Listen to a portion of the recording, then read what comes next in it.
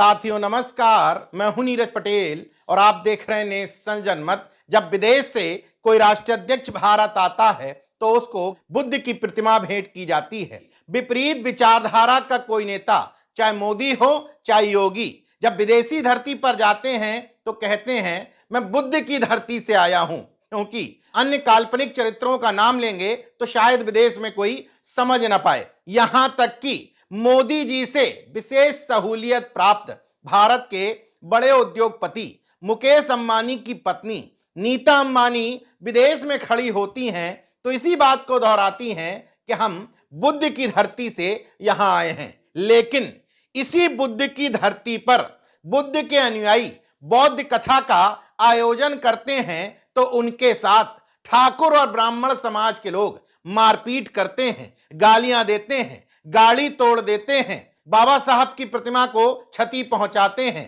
भद्दी भद्दी गालियां देते हुए फायरिंग करते हैं। यानी कि जितनी भी गुंडाई की जा सकती है वो सब करते हैं।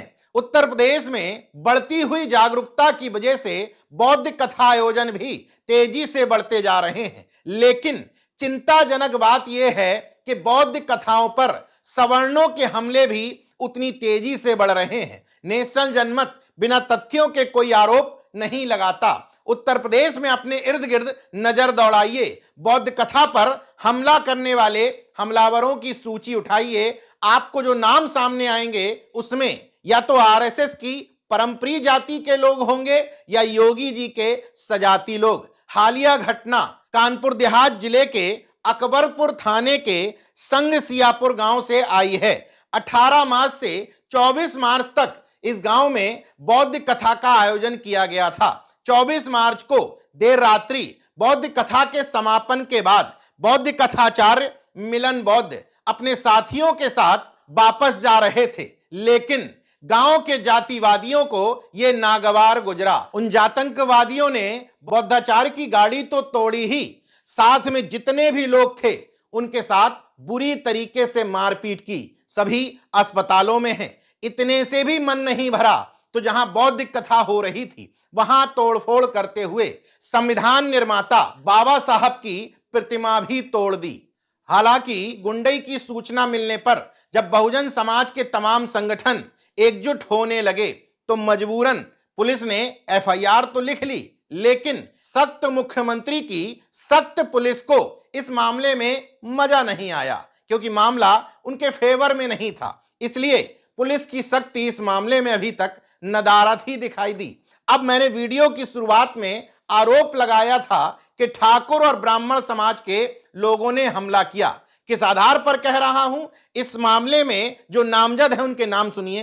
रोहित सिंह सेंगर, केशव सिंह, मोहन सिंह सेंगर, छुटकऊ सिंह, बउआ पांडे, प्रभाकर मिश्रा, पापे तिवारी, अंकित सिंह और अन्य 20 से 25 लोग, यानी कि जितने भी नामजद किए गए हैं वो सभी दो जातियों के हैं। एक सीएम के सजाती और दूसरे आरएसएस की परंपरी जाति।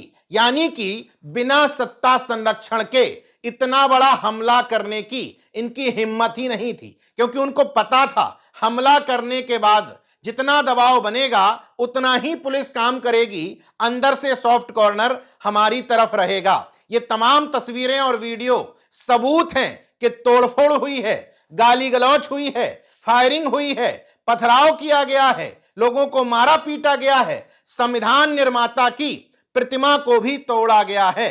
इसके बावजूद न सीएम सख्त हुए हैं न उनकी पुलिस, और बुलडोजर तो सुस्ती पड़ गया है, क्योंकि वो आरोपी की जाति और धर्म देख करके एक्टिव होता है। यहां आरोपियों की जाति और पिटने वालों की जाति बुलडोजर को सूट नहीं कर रही थी तो वो सुसुप्ता अवस्था में पड़ा हुआ है। यहां पर हमलावर पक्ष की तरफ से कहा जा रहा है कि हमारे देवी देवताओं पर टिप्पणियां कर रहे थे, इसलिए हिंदुत्व के कुछ ठेकेदारों ने इनके ऊपर हमला कर दिया। अब सवाल यह उठता है कि पुलिस कानून मौजूद है। अगर आपको लग रहा था कि आपकी भावनाओं को ठेस पहुंचाई जा रही है तो वीडियो बना करके पुलिस को सौंप देते। इस तरह के मामलों में पुलिस अन्य मामलों की अपेक्षा सुपर एक्टिव होती है। कुछ दिन पूर्व ही एक महिला बौद्धाचार्य को उसने इसी तरह के मामले में अरेस्ट किया था। जब पुलिस साथ न दे तब इस तरह का अराजक रवैया अख्तियार किया जाता है। जब पुलिस 100% आपके साथ खड़ी है तो इस तरह के मामलों में गुंडई करने की जरूरत क्या है? दरअसल मामला गुंडई से ज्यादा जाति दंभ का है। जब इस तरह के आयोजन गांव में होते हैं तो जातंकवादियों के सीने पर सांप लौटते हैं कि हमारे सामने नौकरी चाकरी करने वाले, हमारे खेतों पर काम करने वाले अब इतने सक्षम हो गए हैं कि माइक लगा करके अपने महापुरुषों का गुणगान करें, उनकी प्रतिमा लगाएं। इसी चिढ़न के कारण मैक्सिमम हमले किए जाते हैं ताकि उनका जाति दंभ इन हमलों में कुछ संतुष्टि हो जाए। बहरहाल बिना सत्ता संरक्षण के संभव ही नहीं है कि बौद्ध कथाओं पर सुनियोजित तरीके से कुछ जाति विशेष के लोग लगातार हमला करते रहें और उनका कुछ ना बिगड़े। मोदी योगी की जोड़ी समय समय पर बौद्ध अनुयायियों का वोट हासिल करने के लिए बौद्ध स्थलों पर माथा टेकने जाते रहते हैं, खुद को बुद्ध की धरती से आया हुआ बताते रहते हैं। अगर उनके दिल में 1% भी बुद्ध के प्रति आस्था होती तो इन घटनाओं पर लगाम लग सकती थी। लेकिन इन तमाम घटनाओं के पीछे एक बड़ा कारण यह भी है कि लोगों में जागरूकता बढ़ रही है।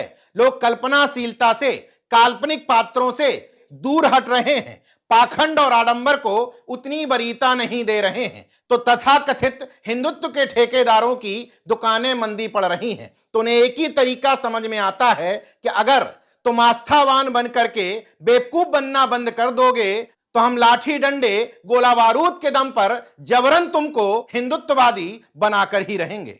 बाकी सावधानी हटी तो दुर्घटना घटनी ही है। देखते रहिए नेशनल जनमत, जागरूक और सजग बने रहिए। जय विज्ञान, जय संविधान, जय लोकतंत्र। धन्यवाद।